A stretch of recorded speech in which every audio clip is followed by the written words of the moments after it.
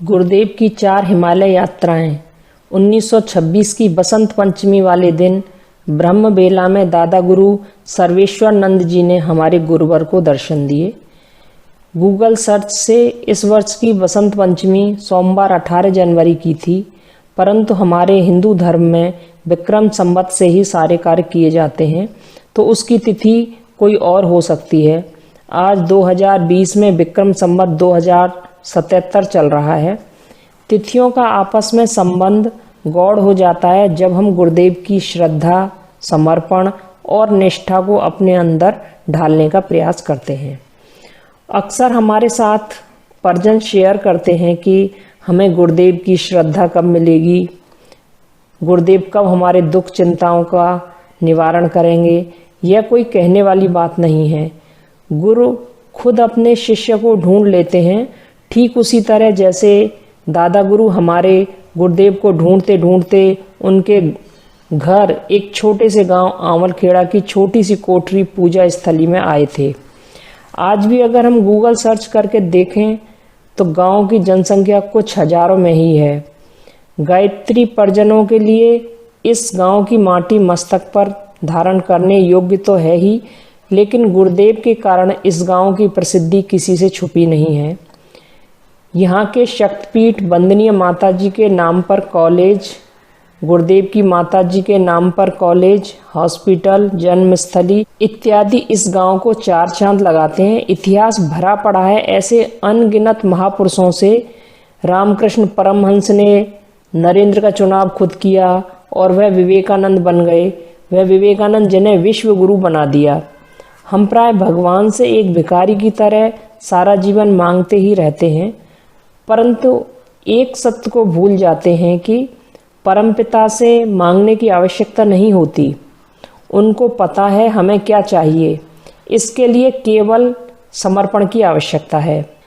इस संक्षिप्त विवरण से चलते हैं आज के लेख पर। जब दादा गुरु ने गुरुदेव को दर्शन दिए तो उनकी अवस्था केवल 15 वर्ष थी। गुरुदेव अपनी पुस्तक हमारी वसीयत और विरासत में लिखते हैं, अभी 1 वर्ष भी नहीं हुआ था कि गुरुदेव का संदेश एक बेतार वायरलेस टेलीग्राम की तरह आया। आंवलखेड़ा से हिमालय में जहां बुलाया था कोई अंदाज नहीं था कहाँ है, कितनी दूर है। उन दिनों कौन से जीपीएस या गूगल मैप्स जैसी सुविधाएं होती थीं, लेकिन मार्ग सत्ता, गुरु सत्ता के प्रति समर्पण से सब कुछ कर लिया और गुरुदेव चल पड़े। इतनी छोटी सी आयु में हिमालय का बर्फ से ढका हुआ सुनसान मार्ग और जंगली हिंसक पशुओं का भय। 10 दिन की पैदल यात्रा के बाद नंदन वन के पठार पर पहुंचे जहां दादा गुरु प्रतीक्षा कर रहे थे। सुनसान का सहचर और हमारी वसीयत और विरासत पुस्तकों में गुरुदेव ने इन स्थितियों का वर्णन विस्तार से किया है। इस यात्रा का उद्देश्य दादा गुरु द्वारा यह सुनिश्चित किया था कि हमारे शिष्य कड़ी परीक्षा में उत्तीर्ण हो गए कि नहीं और भविष्य की योजनाएं निर्धारित करना। 24 लाख के महापुरुषण 24 वर्ष तक केवल छाछ और जौ की रोटी से निर्वाह करना, साहित्य लेखन एवं जन जन में नव चेतना का कार्य करना, यह आसान कार्य नहीं था। 1939-40 का काल होगा जब गुरुदेव पूर्व निर्देशों का पालन करते हुए आंवलखेड़ा से मथुरा आ गए।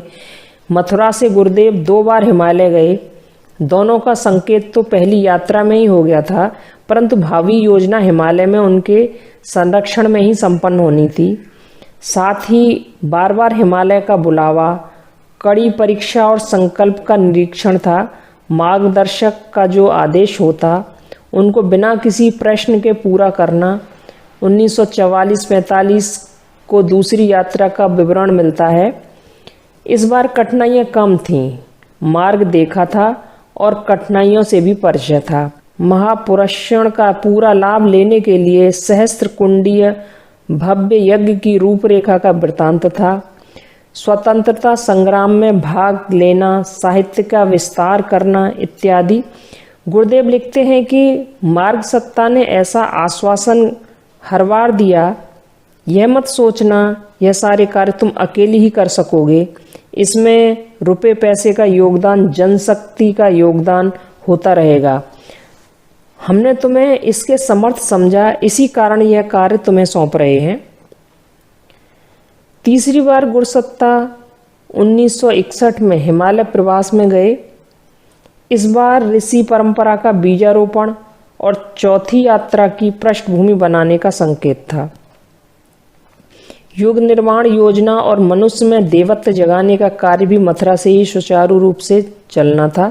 इस बार बुलावा तब आया जब दादा गुरु ने देखा कि मथुरा का काम चल पड़ा है, अखंड ज्योति पत्रिका गति पकड़ रही है।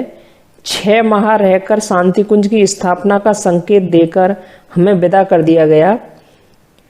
चौथी बार अंतिम बार गुरुदेव शांति कुंज से 30 जून 1971 को गए थे। इस यात्रा को बीच में ही छोड़कर गुरुदेव को जनवरी 1972 में आना पड़ा। माता जी की स्थिति गंभीर हो गई थी। एक के बाद एक 3 हार्ट अटैक हुए। जब माता जी ने देखा कि दशा सुधरने का नाम तक नहीं ले रही तो गुरुदेव को सच्चे मन से बुलाया। इतनी दूर से गुरुदेव कैसे आए यह तो गुरुदेव को ही मालूम है। इस यात्रा की सबसे विशेष बात यह है कि गुरुदेव इस बार सूक्ष्म रूप में गए थे। माता जी के बुलाने पर भी वह सूक्ष्म रूप में ही आए थे। इस बार के निर्देश में सूक्ष्मीकरण का संदेश था। भावी योजना इतनी बड़ी थी जिसका स्थूल शरीर से संपन्न होना संभव नहीं था। पहली यात्रा में जिन ऋषि सत्ताओं के साथ गुरुदेव ने प्रण लिए थे उन्होंने परोक्ष रूप में समर्थन देने का आश्वासन दिया था। तो यह है गुरुदेव की 4 हिमालय यात्राओं का संक्षिप्त वर्णन। 3-4 पुस्तकों के अध्ययन के बाद यह संक्षिप्त लेख आपके लिए प्रस्तुत किया है। इस लेख की सत्यता का पूरा ख्याल रखा गया है। जय गुरुदेव।